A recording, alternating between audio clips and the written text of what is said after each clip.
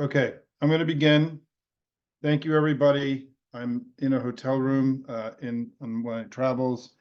I'm going to do my best here.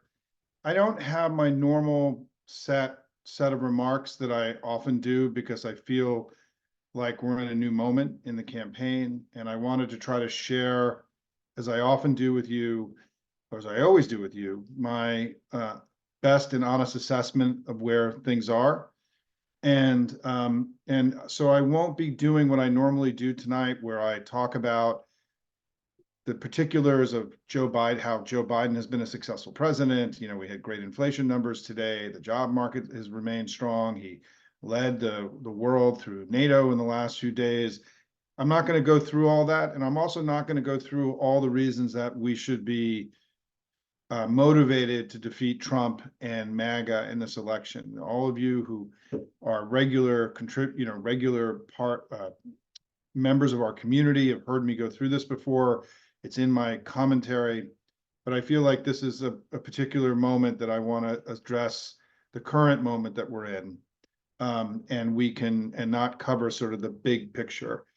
Let me tell you where I think things stand today. And obviously, this is very fast moving and evolving. First of all, I think the president had a really good night tonight. I think he reminded us of his capacity and his to manage and his command of very complex issues. I thought he did a really good job, and he had a good night tonight. And that's really important, because whatever happens here, we want Kamala and the president to be performing at their best every day and bringing it every day to make our case to the American people. Second is that one of the reasons I remain so fundamentally optimistic about the moment and this election, despite the fact that I do think we've taken a couple point hit in this election, but it remains close and competitive, 2 weeks after the debate, is that in France this past weekend, voters, when they went and voted, just like they did in Europe and just like they've been doing here in the United States, when voters have had to go vote, they have rejected the fascists. And this is happening again and again and again. We overperformed our polling here in the United States from, we won in 2018, we won in 2020, but as all of you have heard me talk about, that our performance in elections since 2022 and Dobbs happened has been historically anomalous and remarkable. Parties in power always lose seats and lose ground. We've been gaining ground. We've been winning elections. We've been outperforming expectations. And I think that it's the same dynamic that's just played out in the European elections and in the French elections over this past weekend, which is that when people have to go vote, not when they answer a poll, right? The weight of the decision that they have to make weighs upon them, and they choose other things other than fascism. This is what happened in the Republican primaries earlier this year. Trump underperformed his public polling in primary after primary throughout the early part of this year, because even Republican voters who were not MAGA voters couldn't choose fascism when they had to make that choice. And one of the things you're going to start hearing me do much more is when I talk about them, I'm going to be talking not about the Republican Party or even MAGA or Trump. I'm going to be talking about the fascist party. And because I think we have to really we can't make the conceit of calling them Republicans anymore, because they don't believe in our republic and they don't believe in republicanism. And so we shouldn't grant them that conceit by putting them into the same party as Ronald Reagan and Lincoln. And we should be calling out their party for what it is, which is, it's an American fascist party. And I'm going to be using that language much more aggressively in my own communications. So at the very top line, what makes me optimistic that we're still going to win this election despite, a couple of is that the folks, if you can put on mute, please, and is that the reason I still am fundamentally optimistic is because I believe there's this deep understanding about the danger of MAGA and the fascists. And I think that our ability in the next 4 months to remind people that what the most important issue in this election isn't disappointment in Joe Biden or worry about the Democrats. It's this fear and opposition to MAGA, which has been the thing that's been driving our politics since 2018, and will still. And the reason why it's driving our politics is because it is the most important issue. The most important issue in this country today isn't Joe Biden's bad debate performance or his struggles. Even tonight, he had a couple moments where he struggled. That's not the most important issue. The most important issue is that one of our two political parties wants to end American democracy for all time. It wants to implement an economic program that will destroy the global economy and do enormous harm to the American economy itself. They are a Russian wrecking ball that is going to hit this country and hit the West in ways that will be incredibly damaging and limit the opportunities of our kids and our grandkids.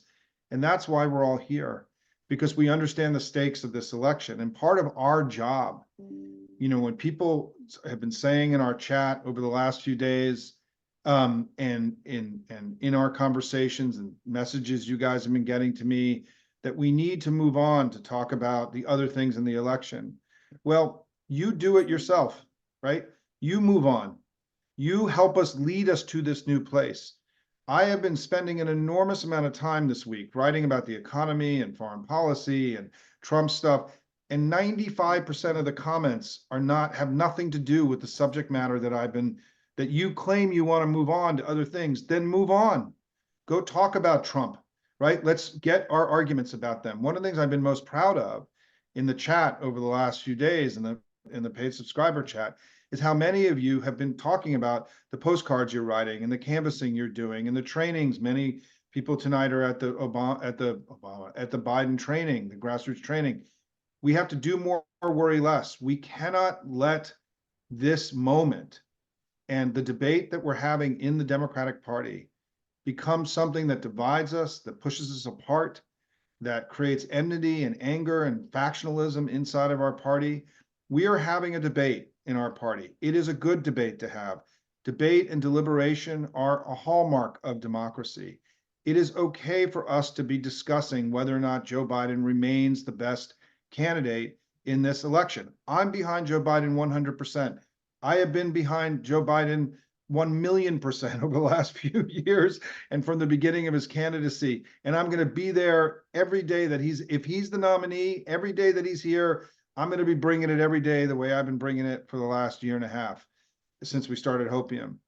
But it is okay for us to discuss about the impact of his debate performance, because it has affected his standing and it's affected the polls. It's a reality that we have to deal with. And one of the things that I'm honestly most disappointed in the communications that we've been having over the last couple of days, is people feeling that it's illegitimate to have this conversation. It's an absurdity, and people have to grow up a little bit here about this. We had a major thing happen in this election, right? Joe Biden stumbled in a very profound way in the debate a few weeks ago, and it affected and it changed the election. And the way that we know it changed the election is that Washington Post poll today that I shared, which was a good poll for us, right? 46-46, Kamala Harris beating, Trump by 2 points in the head-to-head.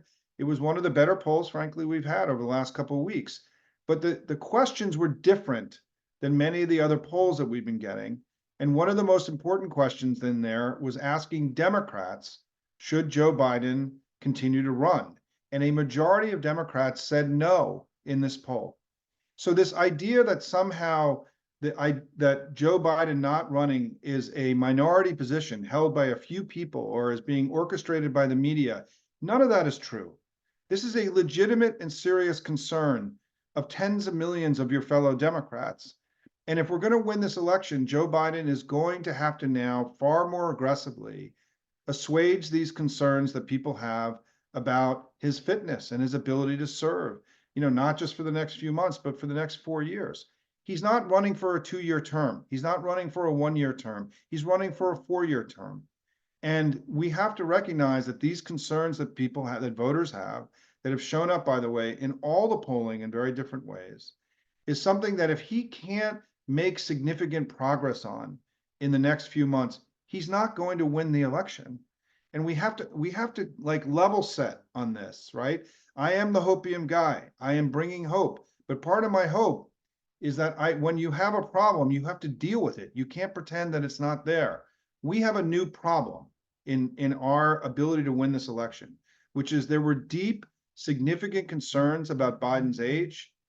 When I've been speaking to you in all the various gatherings we've had over the last, year and a half, the question of Biden's age is always the first question, the second question, the third question. It's been on your minds in every conversation that I've ever had with you. There's been enormous concern about it in our own family here at Hopium. Now that concern has become far more significant. And it is something that Biden, I don't know. People ask me, what can we do? Well, I think one of the things he did tonight that was helpful is he had a really good I think he had a really good press conference, right? He sounded old, but he also he was clearly in control of the information and the details of very complex things in a way that you would hope a president could be, in a way that we know that Donald Trump never could be, right? So even the contrast tonight of Joe Biden against the idiotic candidate on the other side, right? The extremist, the rapist, the fraudster, the traitor, the felon that Trump is, right? Is that even the contrast of Joe Biden tonight against the Trump of today was an incredibly positive contrast for us, for the country, for everything that we care about. And so I do believe, based on current polling, that this remains a close and competitive election. One of the things that we have to do at Hopium is to not allow the media and the Republicans to red wave this election the way they did the last election. Donald Trump doesn't have a commanding lead. Donald Trump isn't kicking Joe Biden's ass. We're not getting killed in the battleground states. None of those things are true. The last battleground state poll that was done over the weekend, this past weekend, had Joe Biden gaining 2 points and ahead in 2 of the 7 states. That's a close competitive election. In the polling that I showed today, most of the polling this week, not all of it, but most of it, had the race with either even, Biden ahead by a little bit, or Trump ahead by a little bit. That's a close competitive election. If you look at the 538 forecast, not their polling, the 538 forecast today had Joe Biden at 270 and winning the election, right? We were ahead in Michigan, Pennsylvania, Wisconsin, and Nebraska too. That gets us to 270. We were in their forecast, because their forecast also includes things like economic conditions and other things. They had us, 538 today had us winning the election. So my basic argument to all of you is that we are in a better, I think we're in a better position than is the vibes right now. I think Joe Biden is in a competitive position. I think that, we've learned from polling over the last few weeks, because we didn't have a lot of polling about Kamala Harris, frankly, that was detailed and mattered. We're starting to get far more meaningful polling of her now, that for obvious reasons. And the good news for us is that we're learning that she's bringing a lot to the ticket, that she's popular with young people and people of color, audiences that Joe Biden is a little bit weaker with, right? That she is, in many polls, she's doing as well as Joe Biden, or even better than Joe Biden against Donald Trump. And so if Joe Biden makes the decision for any reason in the next few weeks to not run for re-election, one of the things that we've learned is that Kamala Harris is polling well. We didn't know that. That was not something, there's been, let's be honest, there's been some negative vibes about her in the family.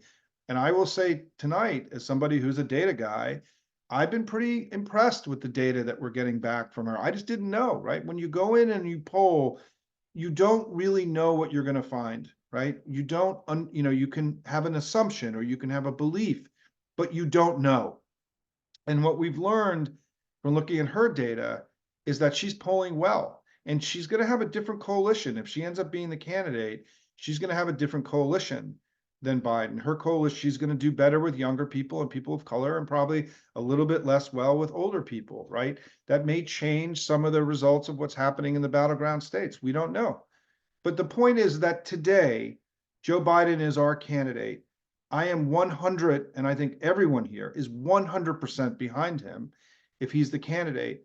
If he chooses not to be the candidate for some reason in the next few weeks, we will be 100%, I hope, behind Kamala Harris. And what's important in that poll today, the Washington Post poll that we saw today, is that there was an acceptance that if Joe were to step aside, that virtually all of the Democratic Party would accept that and move to Kamala.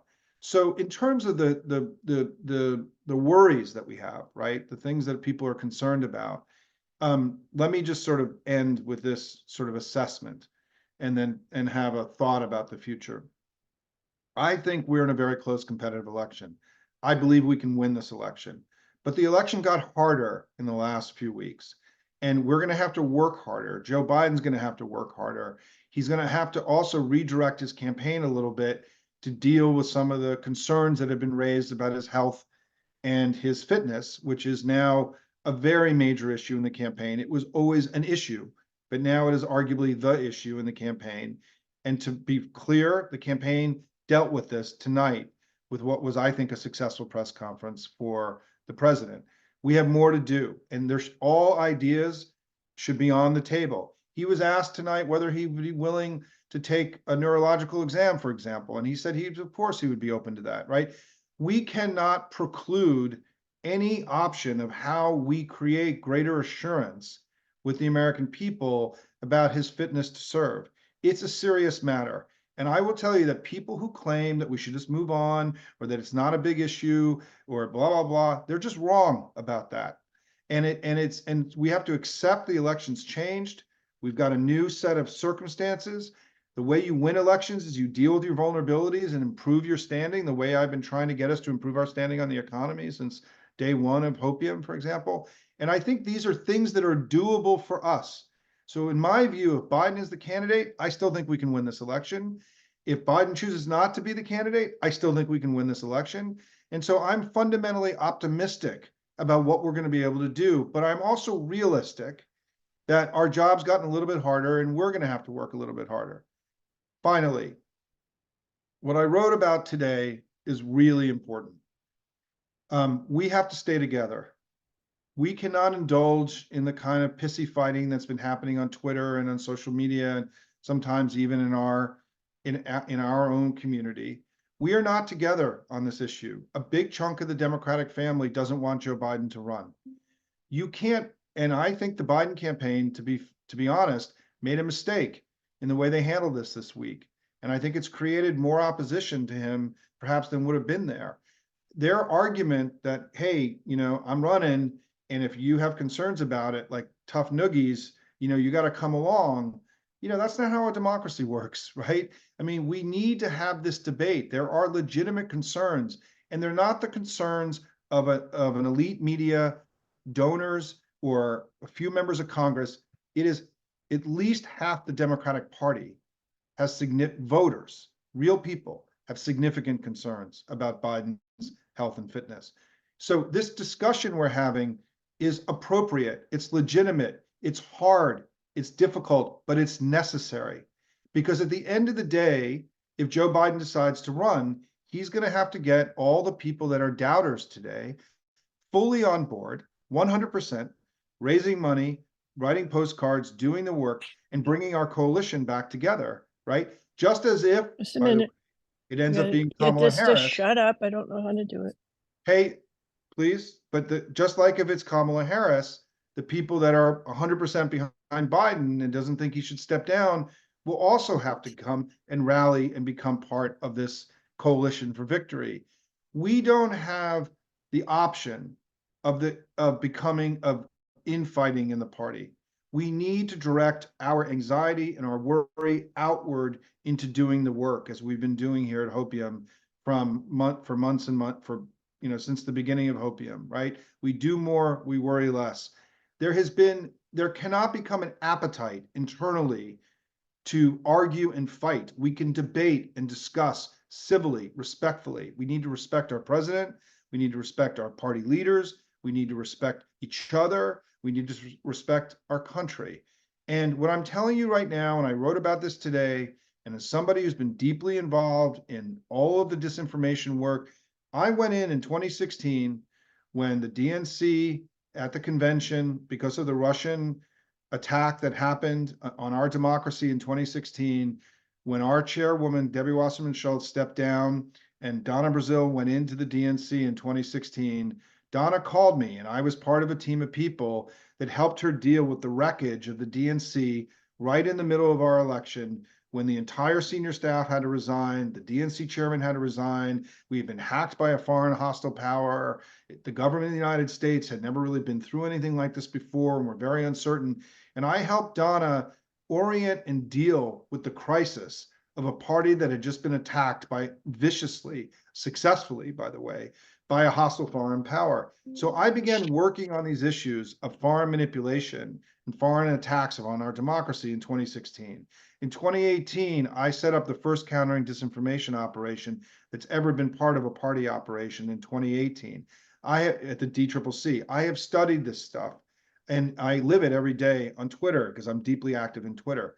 What is about to happen is that Russia and China and Iran and the countries that want to restore, as I talk about, dominion and not freedom over the United, in the world, they are going to try to sow discord inside the Democratic Party.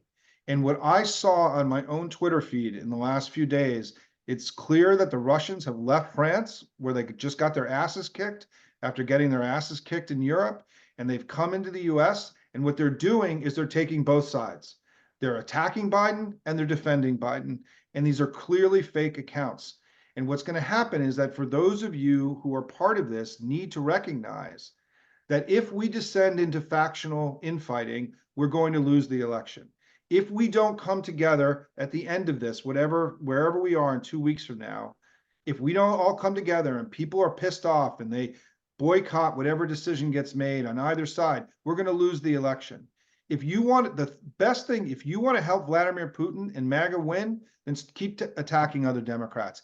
Keep attacking me, right? Go ahead, keep attacking me. It's been unbelievable the amount of bullshit that I have put up with over the last few days, frankly, from people in this community and outside of this community as well. The idea that I am somehow disloyal to Joe Biden, I mean, my God, I'm trying to figure out with every bone in my body how we win this fucking election, right? That's what I'm trying to do here.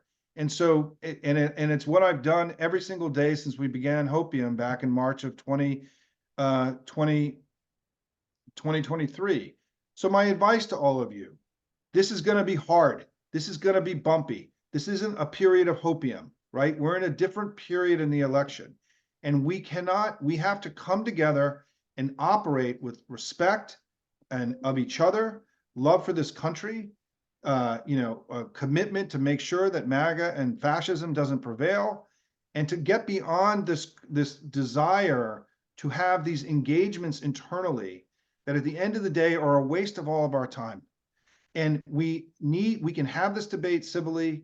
We are not all on the same page. For those of you who are backing Biden 100%, you've got to realize that, there's a big chunk of our party that's not with you.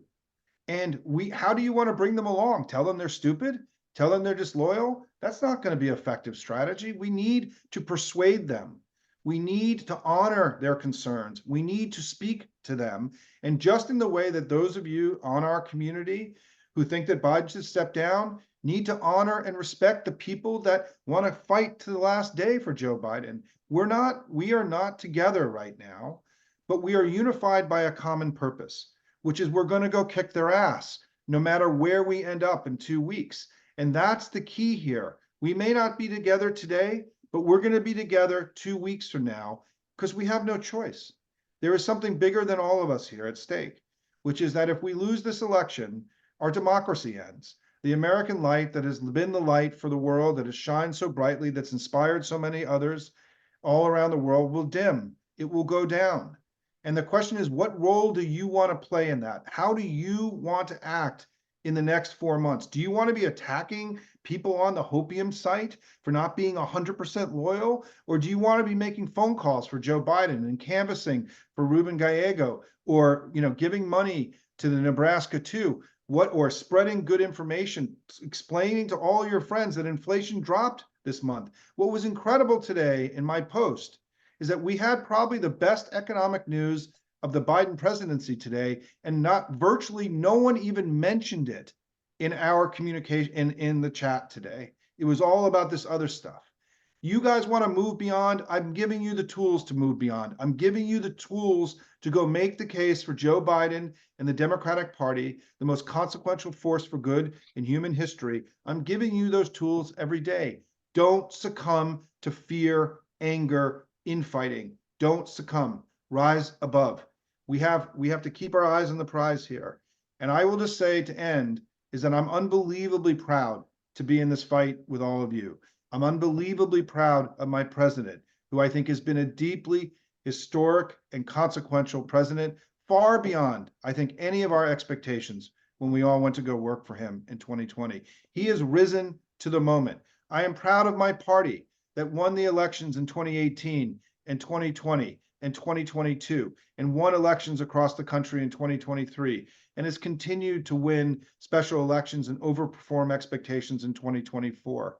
I'm proud of all of you for the work that you do every day to advance our democracy and to beat MAGA and to give us these big muscles that we have that we need to go build the most powerful democratic machine that we've ever had in American history. I'm proud of being in this community with all of you, but we have a big job to do and times are uncertain. It's going to be bumpy, right? But we've got to get through this and get to the other side.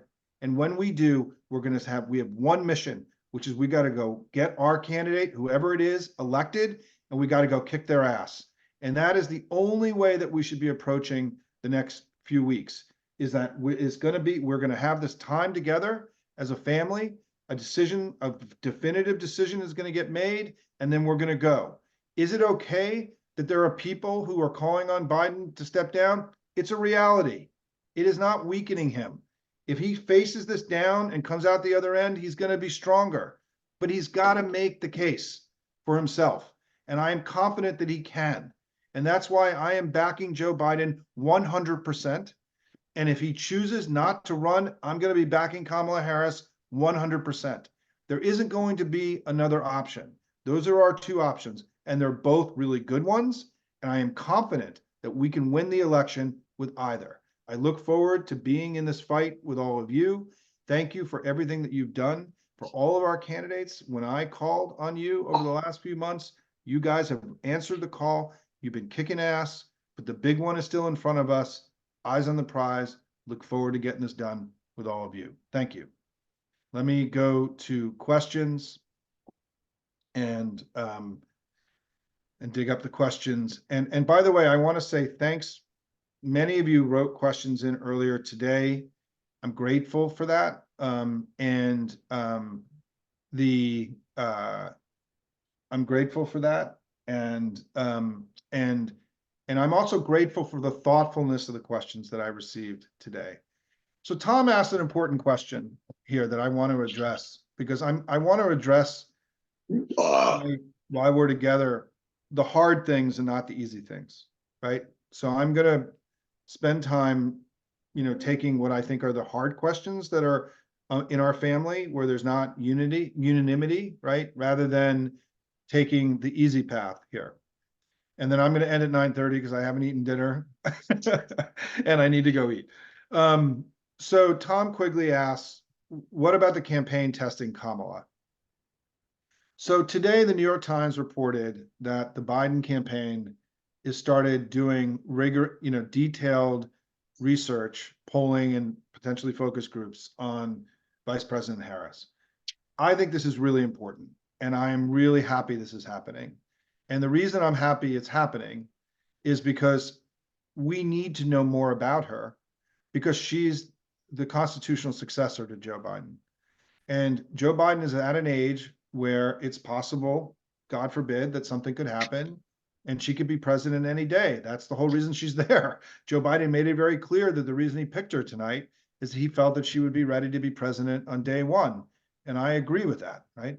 And so I think it's important, given what's happening, that the Biden campaign and the vice president herself have a greater understanding of her strengths and weaknesses with the public, and to help inform everything that's about to happen in the coming weeks.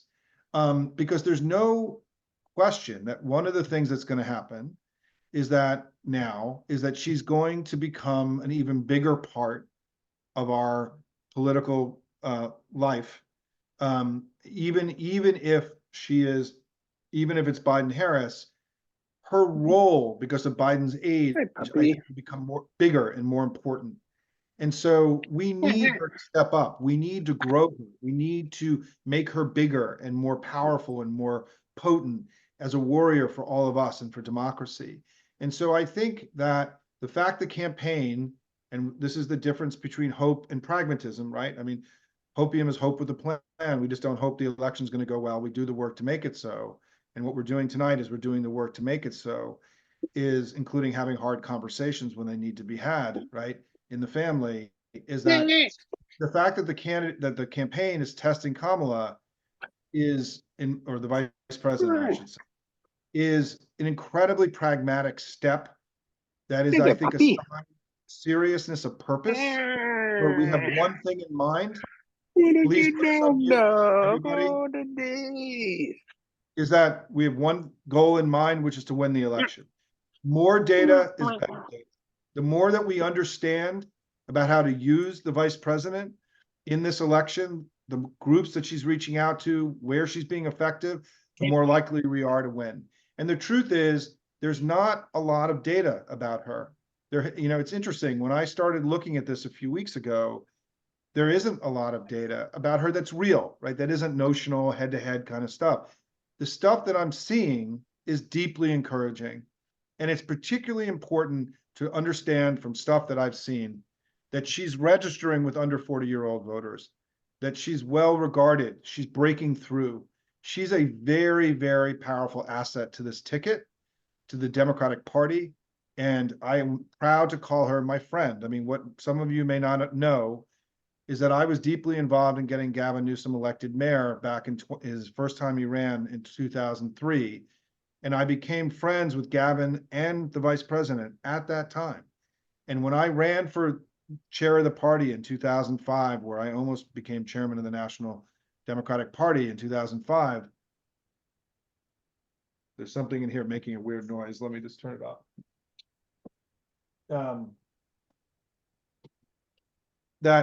Sorry. Oh, my light went off. I'll be right back. Hold on.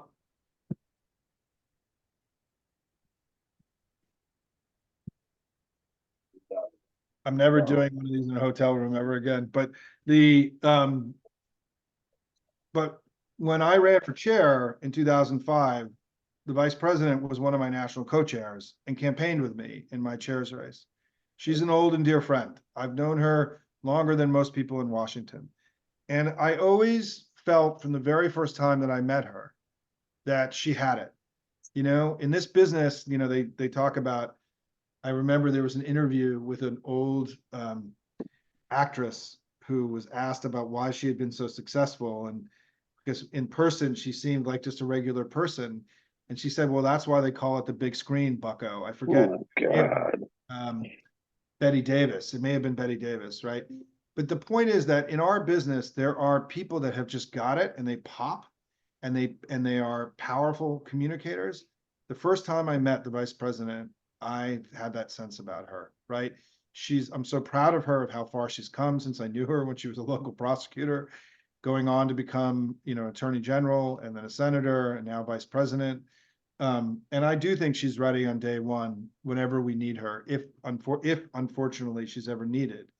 And I'm very proud of her. And I will just say that what I'm excited about is that her polling is encouraging for us, both in terms of the contribution she's making to the ticket, and if for any reason she ends up becoming the candidate. Let me go to some additional questions. Thanks, everybody.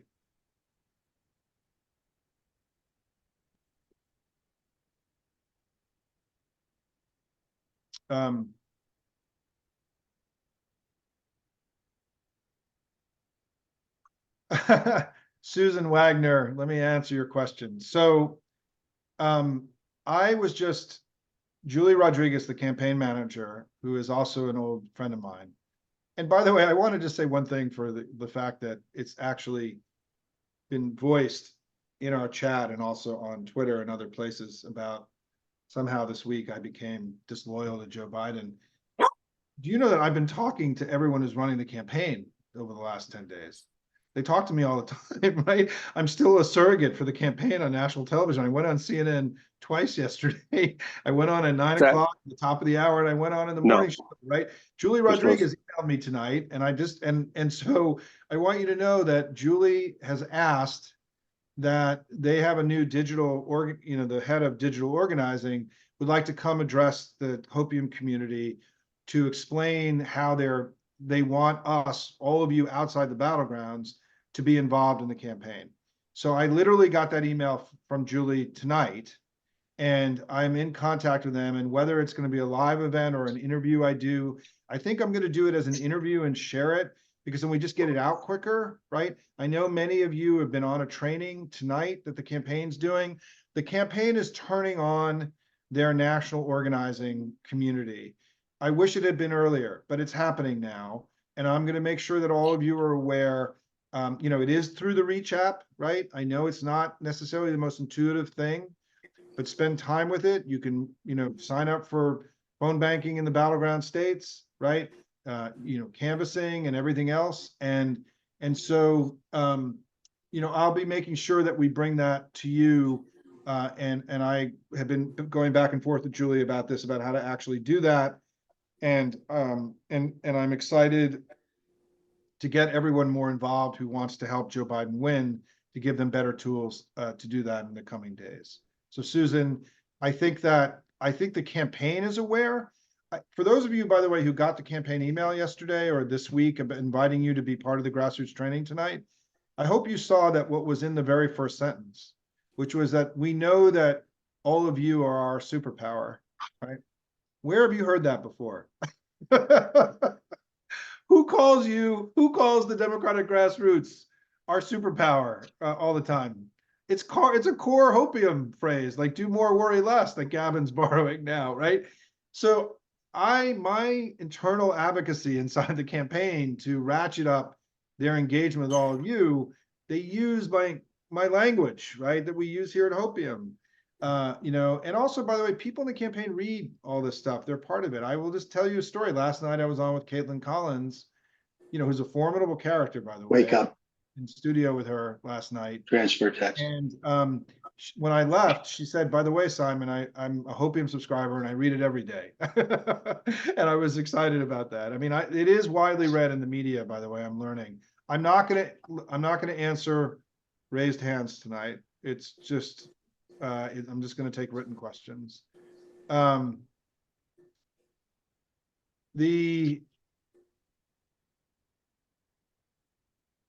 Yeah, lots of really good questions here for everybody. Let me just see. Oh, Project 2025. Let me talk about that for a minute. So I have a theory, and you guys, you'll let me know over the next few weeks about whether this was smart or if this was stupid. But I don't think we should talk about Project 2025. I don't think we should create a new brand of something that Trump can already claim that that's not part of his campaign, which he's already done. We already know all the elements of Project 2025, and my litany of stuff I go through with Donald Trump about him deporting tens of millions of people, ending American democracy, stripping the rights and freedoms away of women in the United States, and broader rights and freedoms of the broader population. This stuff is all known. We already know that. It's already in our common discourse. We need to brand Trump. We're running against Trump. We're not running against Project 2025. And we need to keep the focus on him. And I feel to some degree like this Project 2025 thing has become a distraction for us. Everything that's in there, we already knew. The stuff that matters, right? Not all the details, but we know what he's going to do. He's been telling us what he's going to do. We didn't need this detailed document. And so I don't know, my own view about this, and many of you may come to disagree with me, is that I don't care about Project 2025. I don't. I mean, all the major pieces of it were already known, and we've already been talking about those things. And I think we can overthink things sometimes in politics. And I think we're overthinking this a little bit. Because now we're introducing an entire new thing that people have to learn about. If we have a limited ability to communicate with people, why wouldn't you talk about Donald Trump? why would you talk about Project 2025? You know, we need to be selling Joe Biden and the Democratic Party with everything we got every day. And we need to be denigrating him and explaining to the American people about who he is and what he will do. And I just want to remind everybody, and I'm not going to do my long litany of stuff, is that I agree with people who've argued that one of the downsides of this debate that we're having is that it's preventing us from talking about Trump. And the media has been focused on us. Well, the media is going to be focusing on Trump next week. I mean, the convention is coming up. We're going to entering, and I want to be very clear, and I wrote about this yesterday.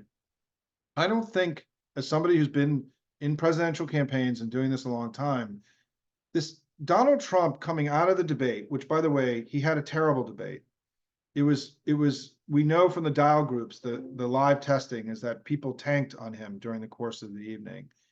And I have this belief that his campaign was horrified by his performance. We may have been really disappointed in Joe Biden. They were horrified. He went off script. He said batshit crazy stuff all night long. He is a certifiable lunatic, this guy, right? He shouldn't be, I wouldn't put him in charge of my dog, let alone, the country. And he was so crazy. And I think the campaign got spooked, because I think they had a plan. He didn't follow it. He doesn't follow any plan when he does his stump speeches. And he's only spoken in public twice in the last 2 weeks. In the middle of a campaign where they thought they had momentum, they took this guy off the trail. And they took him off the trail not because they wanted, in this Napoleonic way, the story to be about the Democrats. That's absurd. I mean, if they felt that Donald Trump could run up the score, get votes, kick our ass, they would have been campaigning him all over the country, and he would have been blitzkrieging the battleground states. They took him off the trail because he's a menace. He's crazy. They can't control him. He says damaging stuff. He said crazy stuff when he did this event 2 nights ago. This big event, this big rally they did 2 nights ago, it was like down the street from Mar-a-Lago. They didn't go into a battleground state. They made it comfortable for him. They tried out new stuff. And once again, he said wild, crazy, disqualifying, I wouldn't put this guy in charge of my dog or a coffee shop kind of stuff, right? And we have to stay focused on that, right? That and to the New York Times' credit, many years too late and everything else, today they said that Donald Trump was unfit. The LA Times said that today. The Philadelphia Inquirer was brave and said that a few weeks ago. This is important. It may be late and it may feel dissatisfying, but it still matters, right? It matters that consequential news organizations are now speaking the truth about this dangerous lunatic that is trying to end American democracy and destroy the country. And we need all the help we can get, right? And so, yes, in my podcast with David Rothkopf and Tara McGowan today, one of the things that David said was that it's possible that this little 2 weeks that we're having to have this conversation is allowing us to all reset and reboot and come out of the other end, on fire. But the attention is going to turn. I want to be clear about this. I think them keeping him off the trail was a sign of desperation and weakness. Him trying to distance himself from the Project 2025 was a sign of desperation. Let's see if we can find This guy is not strong. He's weak. what we need to do for the when right does a wear more makeup than a drag queen, right? We have to stop giving Donald Trump powers that he doesn't have. This is really important, right? This is the stuff that Timothy Snyder and Ruth Bader Ginsburg talk about, right? Authoritarians, we do not obey in advance. We do not give him magical powers that he doesn't have. You see on Twitter all the time, well, Donald Trump outperformed the polling in 2016 and 2020. That's true. In 2024, he's been underperforming public polling because people and he's, by the way, you know how many points he's gained in the 538 tracker? How much he's gained, not how much we've lost, because most of the movement has been loss from Biden, where he's lost a little bit, right? Donald Trump in the last 2 weeks has gained 1 point. Do you think the campaign's happy with that? Do you think the campaign isn't looking back and saying, maybe we should have had this guy go out and campaigning and try, in this moment of opportunity? There is no army and no strategy in a campaign where you can argue that my guy disappearing for 2 weeks is good for us without the conclusion being that you're scared of your candidate. And so one of the other reasons that I am so optimistic about where we are is that I think the Trump campaign has Let's read told how to us make this that they think crispy that they in the understand that oven. there's See if we can find bag of instructions. rocks, that the thing that they got to go out and sell in the next few months is going to be really hard. You know, that their guy is unreliable and he's going to continue to make crazy mistakes and say crazy things, right? And so we need to level set here, right? I mean, this is not a typical Hopium presentation. I understand that. But this is not we're not in the same moment that we're in. We're in a You want to just cut these last two up? more Just cut them. difficult and challenging moment, externally and internally, right? Which is why I'm addressing all of you tonight in this weird hotel room that I'm in, and this weird lighting that I have. I'm so sorry about that. I thought this was going to be daylight, so I didn't bring all my fancy lights with me, right? And it's hard to travel with this stuff anyway. And by the way, this room I'm in didn't even have a desk or anything. I had to like get a desk from another part of the hotel. And so, so anyway, let me go to a couple more questions, and I got 10 more minutes. We'll keep going here. And thank you all for also just rolling with the time changes tonight.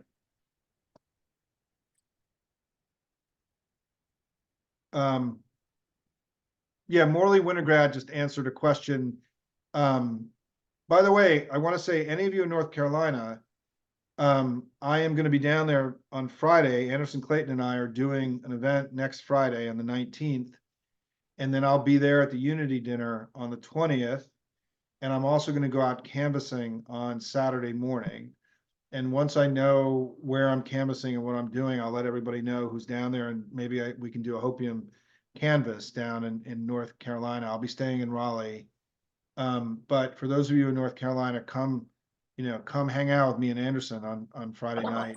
And, I'm excited to see her. And obviously one of the things I'm most proud of here in what we've done together is that we were one of the first national organizations to say that Anderson is the real deal. We went in there early, and I will tell you that she was 25 years old, and she was so grateful that a national organization like this sort of got behind her so early. It really helped her with her confidence. I think now none of us should worry about Anderson Clayton's confidence anymore. She brings it every day, right? She's an exemplary leader for all of us. But I'm really proud that we got in there early. We saw the power and the passion and the possibility of Anderson Clayton helping us flip North Carolina. The vice president was there today. And I want to thank all of you. We've raised, almost $300,000 for North Carolina. We're the largest outside fundraiser of any organization in the whole country for North Carolina. Like we are the largest outside fundraiser for Nebraska, right? We're one of the largest outside fundraisers for the Arizona for Ruben Gallegos race.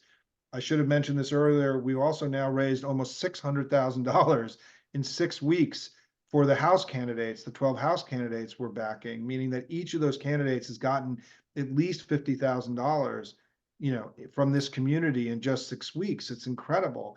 And what I'm really happy about is that I'm working really hard to see if we can get Hakeem Jeffries to come talk to us and thank everybody for all the work we've been doing in the House races.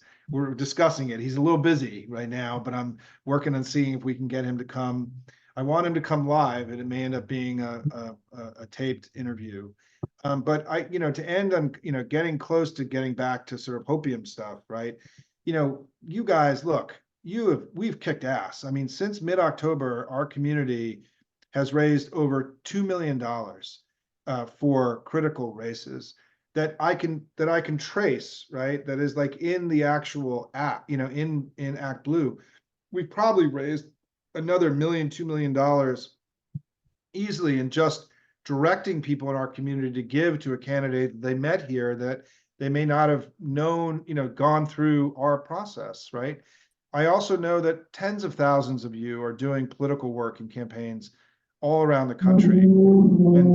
And so I think that I just want to say thank you, right? Like, we're going through this bumpy period, but at the end of the day, you guys are kicking ass, and you're working your butts off, and we're putting real points on the board. I mean, we won lots of really important elections in 2023 together. We've made a huge difference in things, You know, if we win this election, if let me just say one thing to you. If we win Michigan, Pennsylvania, and Wisconsin, and win the blue dot in Nebraska too, and we win by 270, and let's just say it's 270, 268.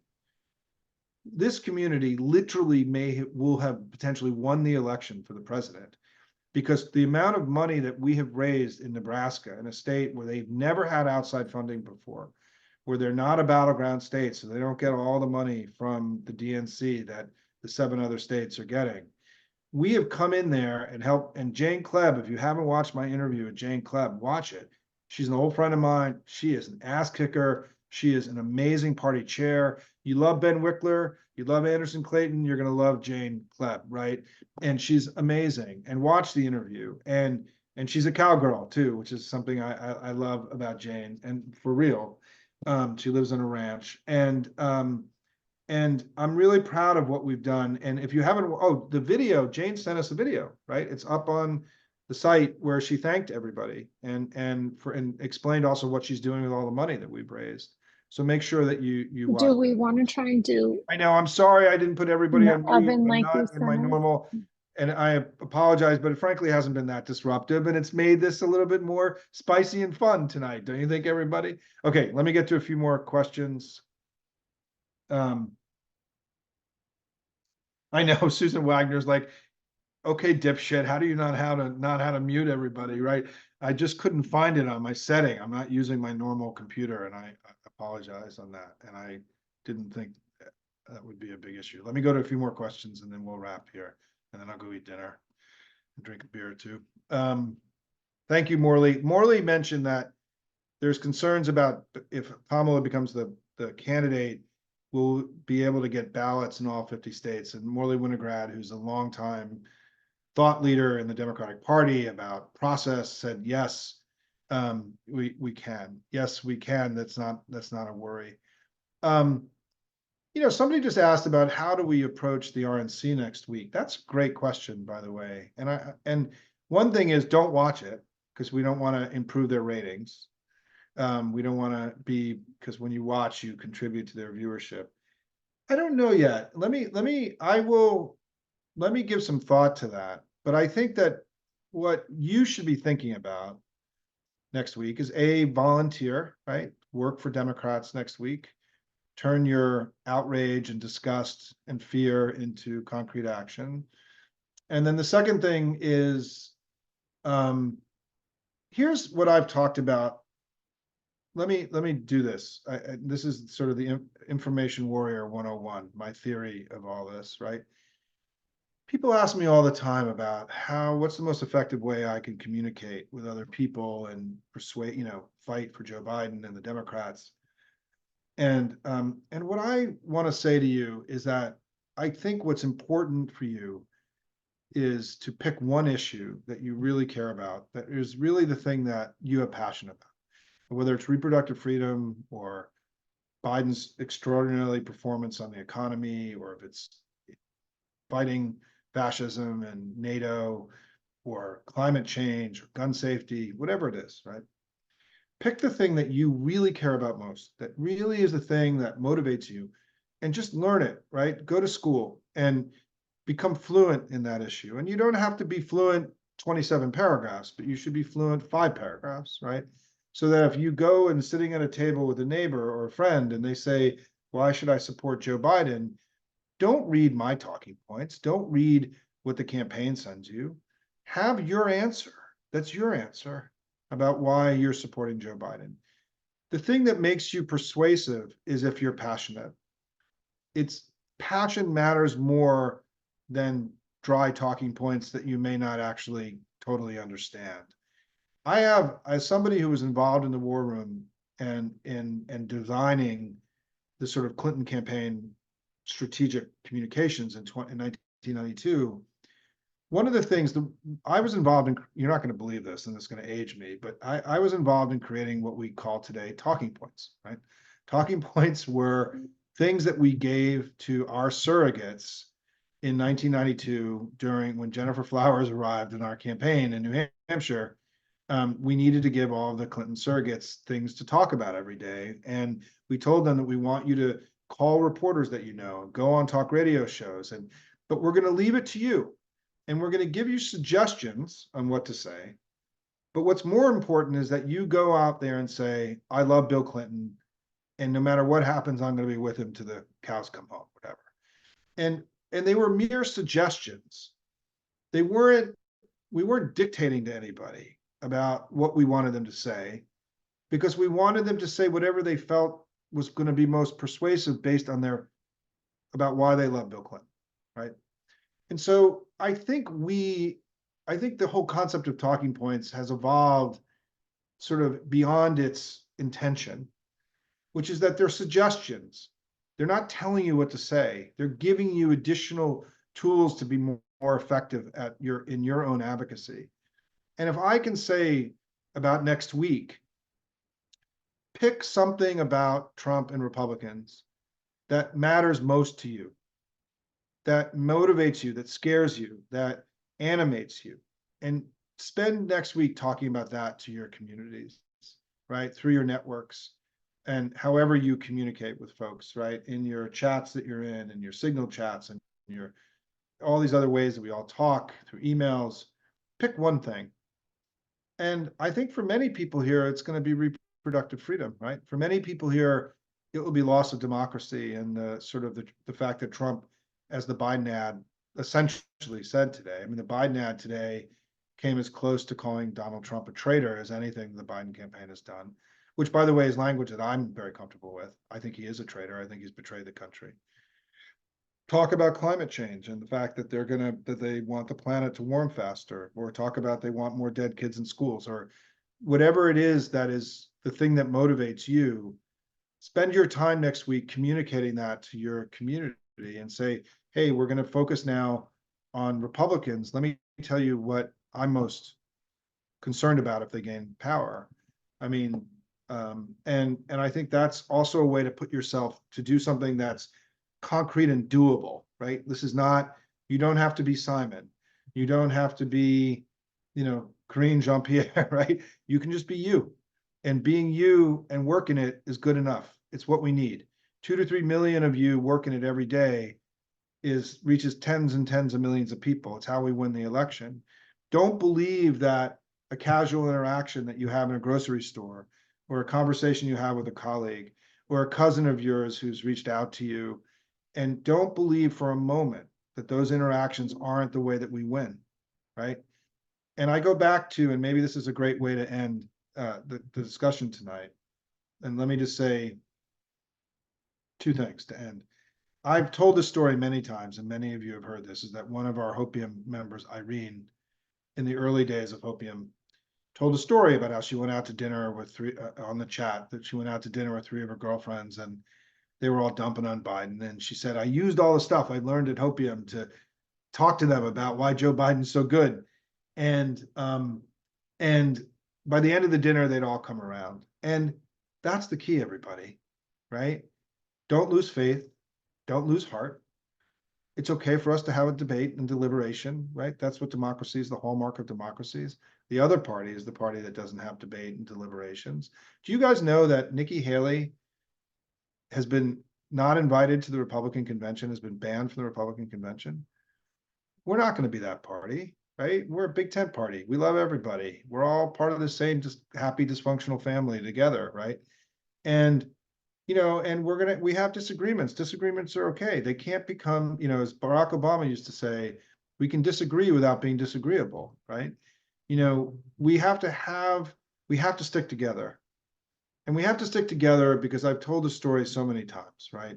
I'm not going to do my 5 or 6 minute wrap, but Joe Biden today, when he was talking about NATO in the press conference, was alluding to this thing that I talk about all the time, which is that the world that we built after World War II, the world of the 4 freedoms, the world of Pax Americana, the world of NATO, is created a golden age in human history. There's never been a better time to be alive than in the years since the 1940s.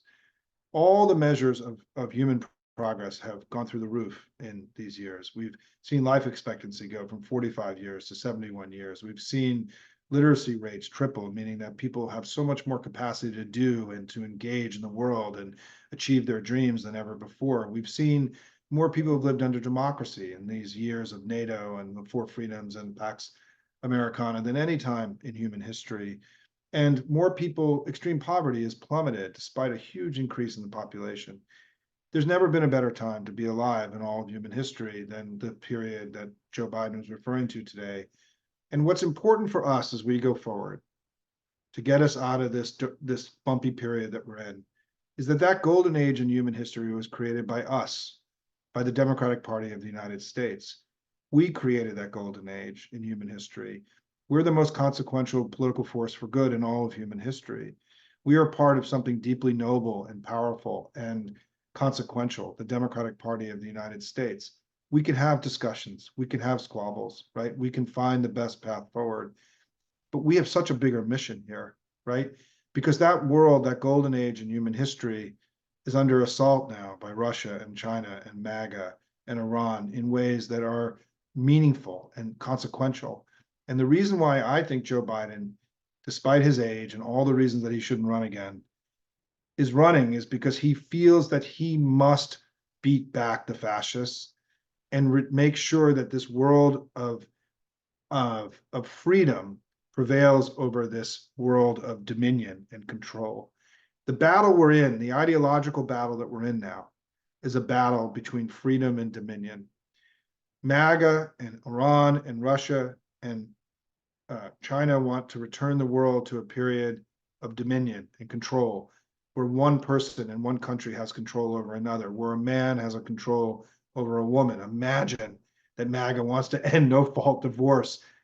How fucking crazy is that, right? It's unbelievable, And so where we are now is that we, by being here and doing this work, are committing to whoever our leader is, and I think it's going to be Joe Biden and Kamala Harris, is that whoever our leader is, we're going to leave it all on the playing field, because we are not going to let this golden age in human history dim on our watch. We are making that commitment together. And tonight, what I want all of you to do is to commit to get beyond the rancor and to go out and win this fucking election together, because our kids and our grandkids deserve the same opportunities that we had, and the kids and the grandkids of the world deserve the same opportunities that their parents have had. And we are not going to let this light that has shone so brightly for so long, for 250 years, dim on our watch. That's what this is about. Let's go fight and win this thing together. Love you guys. It's been great to be in community with all of you. But the biggest thing we've ever done together is still in front of us. If we do the work, we're going to win this election. Thanks, everybody, so much. Have a good night. Woo! Woo is right. Woohoo! Yeah. Go Dems! Go Dems! Yeah. Simon! Thank you. Leave it on. Yes, yes. Simon. Simon. Well done. Well done. Love you. Go to bed. Bravo. Thanks, Thank Simon. you. Thank you Everybody. so much. Thank you, Simon.